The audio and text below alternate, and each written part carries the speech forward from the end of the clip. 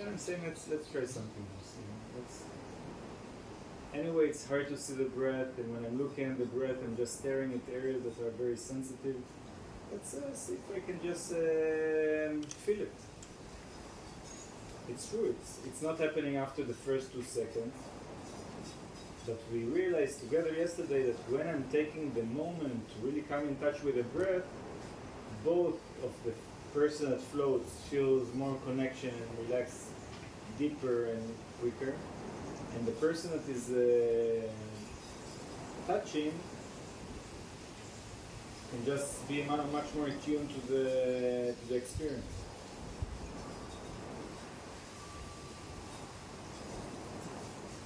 My palm can be underneath like I'm doing now, so it's touching kind of like the mid chest, upper belly. It can be also here. This is more intimate, so sometimes it works, but usually I believe that just having the hand on the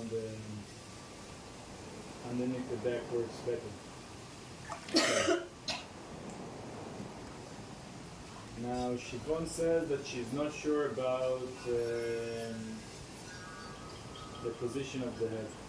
And he also took the pillow away, so that's a little bit extra thing, but I can show that as well. But what I'm sensing now, because I'm working just with my senses, it's very clear that I can be very sensitive to where I'm in the water and where I'm outside of the water. And I can also sense the surface of the water. And that sensation that I have from the surface of the water with my hand, with my shoulder, with my neck, it allows me to have a very good orientation, even though that I'm in the dark and I'm not seeing anything. Because I can feel and I'm not even feeling it just in one point, I'm feeling it in various points, the position of the water. And then I'm willing to slide the head, and I'm feeling, okay, here is the surface. It does require, I can understand, I'm not judging it. It does require sometimes more than one time of doing it, just to be really sure that this is where I'm positioned. But at this moment, because I have my shoulder as a reference, and my palm, without seeing, I can really be sure that the nose is not close to the water. And even if I will to kind of like move her like this, so I can still feel that there is like a reference between where is the head and the rest. And I can really reassure you ladies that as much as you're going to bring like more this quality into your practice, and from time to time to look less, your orientation in the space with closed eyes will just become better and better all the time.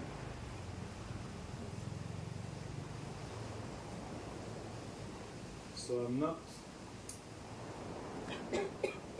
and this is again the reminder what we said also about the breathing and about the closed eyes. I'm not expecting that by tomorrow you will already master it. We're opening wide concepts that we're starting now to introduce more and more into our practice, and in 6 months from now we can come again and speak about it. Okay?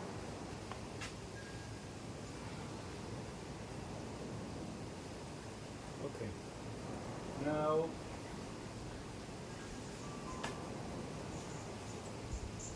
that was the first thing about this way of saying killing holy cows.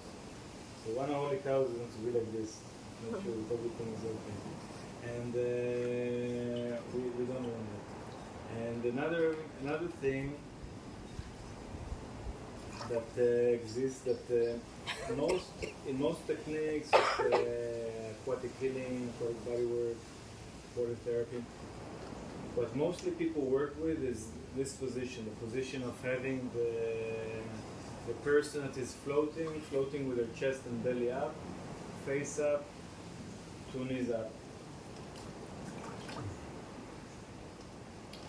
But there are a few things that, honestly, this is the way that I was working at least 10, 12 years, without even thinking about it.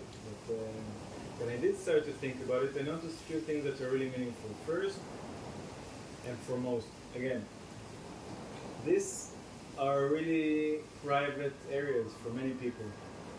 Having your breast floating intimately close to other people might not be the issue of any of you, but it might be the issue of many other people that are not sometimes even not aware to the fact that, wow, I don't really feel comfortable because my breast is just in the face of the person that is 10 centimeters away. And also the belly. It's an area that is more intimate, more private. It's not always necessarily taken for granted that people will feel very comfortable having that exposed out. And also the groins. So all of this line here that is usually kind of like, especially we are not doing it, but there is also other method that usually likes a lot to kind of like put the hand underneath the back and to really kind of like make sure that the whole body is floating, and then you have the whole sensitive areas just completely in your face. Can create discomfort in the and a good and easy way to do it is to open one floater and to take it off. Now, in the case of Figen, she floats very well. There is no need. Something that sometimes what I do, I take it off and I place it already as a bonus. Like this also I don't lose it, and I have also this extra floating effect that is happening here that doesn't put me in a place that I need to be preoccupied. And what will happen in this area. Now, you can see this area is inside the water, this area is inside the water. If she would have the pillow, it will also be mostly the same. Depends on the pillows. Again, some pillows are different from the other. I do use now my thumb as a regulator for the face. So my thumb, I would then turn it to show.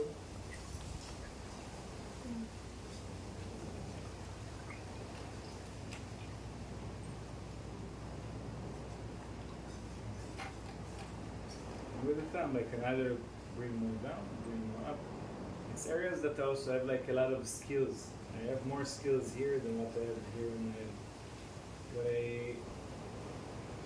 If you feel that the head is heavy for you, remember always that I suggest to keep the head closer to your body.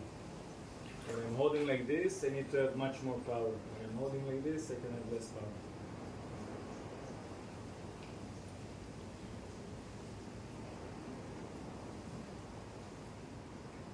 Today we will work a little bit with this. When we did before, ladies, you remember we had this 3 planes of movement.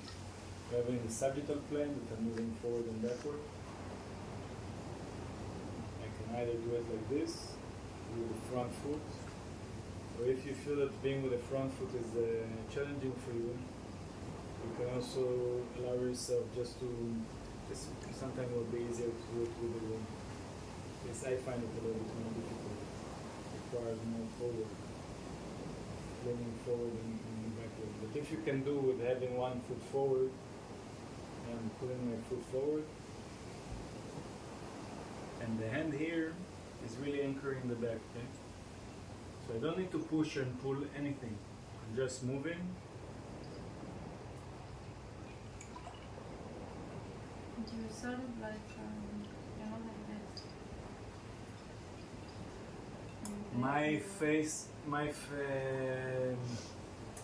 face is more to the front. It can be like this. Just feel that like this, and I'm less attentive to her. I can do it, but No, is that the question? Because your chest is not front.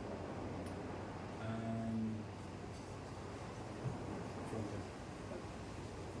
So your hand is always on the upper back, At the moment. and her ear going out is in this position. I think that just to get used to the position, what we will start to do today is we'll do it with a pillow. Okay?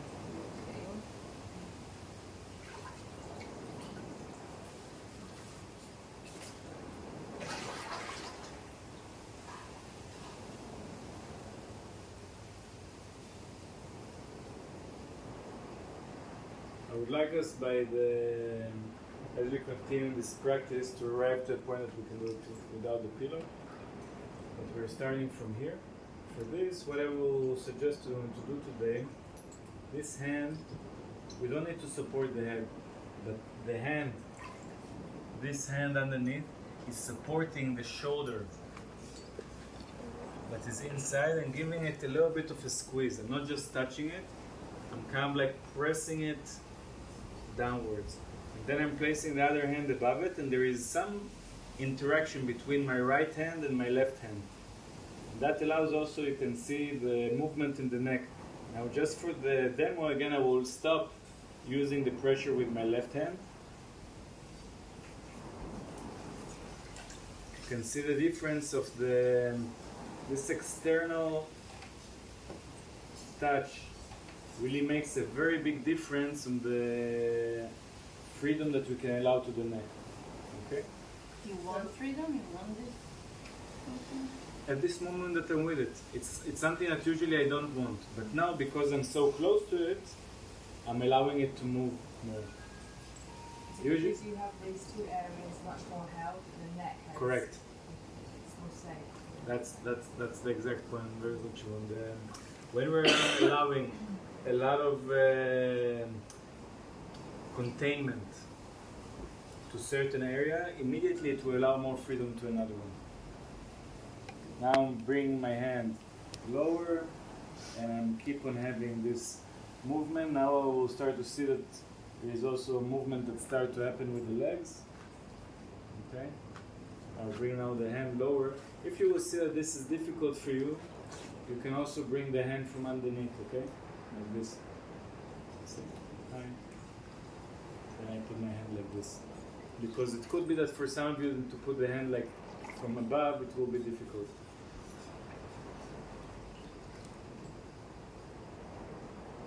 I wonder what difference it makes to have. Above and under, I think that there is not a very big difference as long as both of the hands are active hands.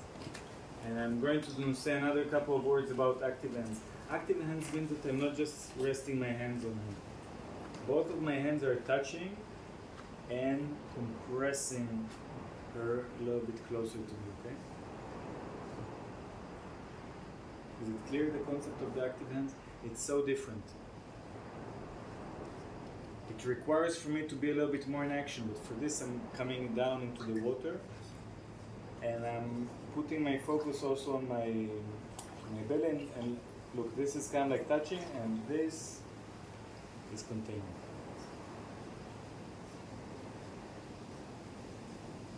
Then it really starts to create like a nice opening in the area of the pelvis. You really feel the movement in the lower back. Here it's a little bit more intimate because we are already touching, so see how can you kind of like locate, like working a little bit more with this area. See if you can have your breast a little bit above the area that is touching. If it touches, it's not bad, but sometimes it's more easy if we kind of like locating ourselves a little bit more above and then coming, or maybe you feel wow, we're really kind of like this already. Then we're taking a step, relocating ourselves. Okay? And if it's a man, the crotch is No, the crouch is really, it's away, it's underneath it's beyond my armpit. So there is not, it's really important, like we don't come into places that their crouch is really close to our body, something that we avoid always.